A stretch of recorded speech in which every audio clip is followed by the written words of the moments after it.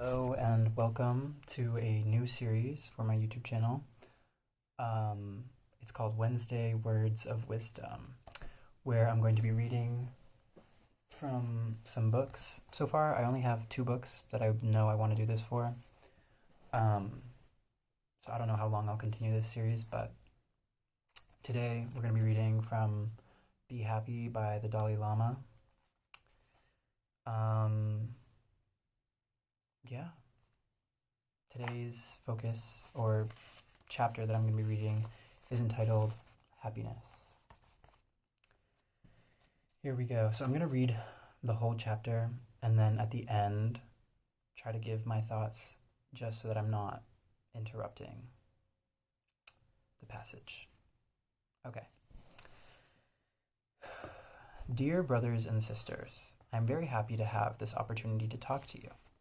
Whenever I give a talk, I always have this feeling that we human beings are all the same, mentally, emotionally, and physically. Everyone wants a happy life. Nobody wakes up in the morning wishing for more trouble that day. However, emotional trouble is essentially our own creation. I think this is largely due to 2 things. The first reason is our lack of knowledge of reality, essentially because we are absent a holistic view. The second reason is a self-centered attitude. These 2 things, lack of knowledge and a self-centered attitude, create unnecessary problems. We can't blame our problems on anybody or anything else. Ultimately, we have to realize that the cause of these problems lies within ourselves. So how do we deal with them?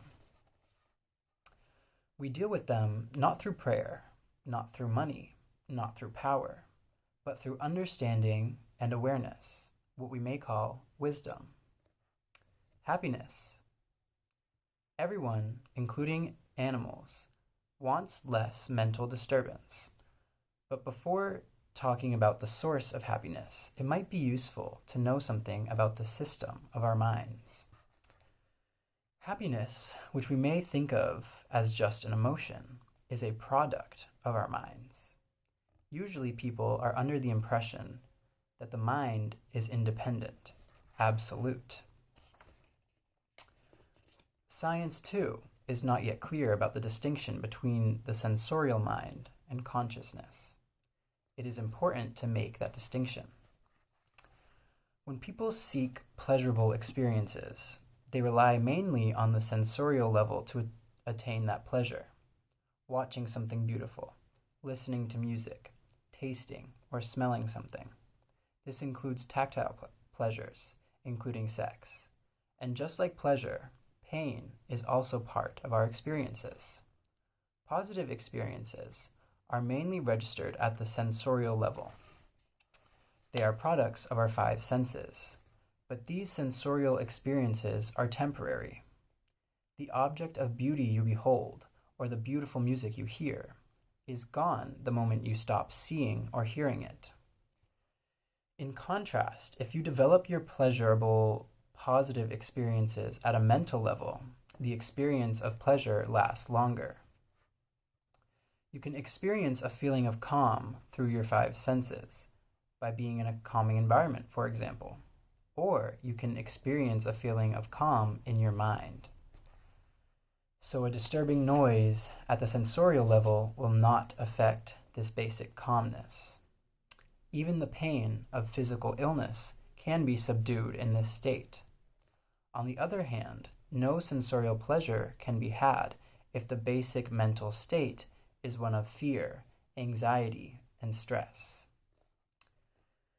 Obviously, mental level experiences are more important than sensorial ones.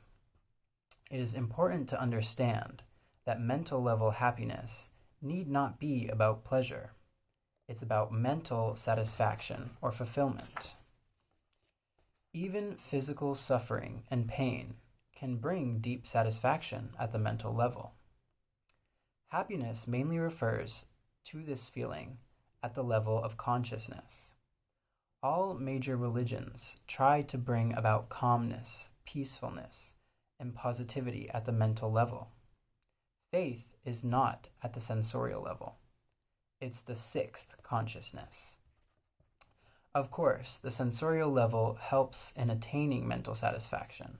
For example, seeing the image of the Buddha or a god or listening to prayers. However, the real effect is due to faith, the practice of love and compassion, and with them, forgiveness, tolerance, and contentment operates at the level of mental consciousness. Okay, that's that first chapter. And so when I first read this, I was kind of confused by the distinction that he's trying to make of a sensorial experience, like something we experience with our senses, versus something in the level of consciousness, in the level of the mind, and in a knowing sense. But I think, like the part at the end, talking about how religion and faith works on that consciousness level, kind of helped me to understand that happiness and joy is not just because of our senses. It's not just because we experience something that is good, or we see something beautiful. It's because we know that that beauty or that experience fills our soul, right? It makes us feel something internally. And this actually reminds me of something. Oh, where's my notebook? Wait, give me 1 second. Ooh. This reminds me of something I wrote down while I was reading Rebel Witch, because the chapter I was reading was about energy and energetic cleansing. So let me see if I can... Yes, okay. So the question, at the end of the chapter, there was a question asking, what is energy to you and how do you experience energy? And I wrote that energy to me is an internal sensation. It's feeling something from the inside out. And so I feel like that's what he's trying to get across about happiness. Happiness needs to come from within.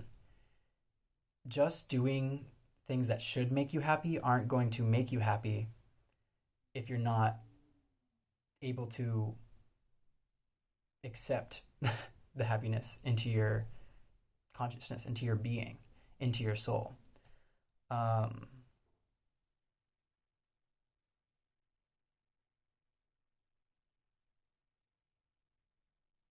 Yeah, I don't really have much else to say, but I will be back next Wednesday to read the chapter on cause and effect. So hopefully you enjoyed. Yeah, stay tuned. Thank you so much for watching.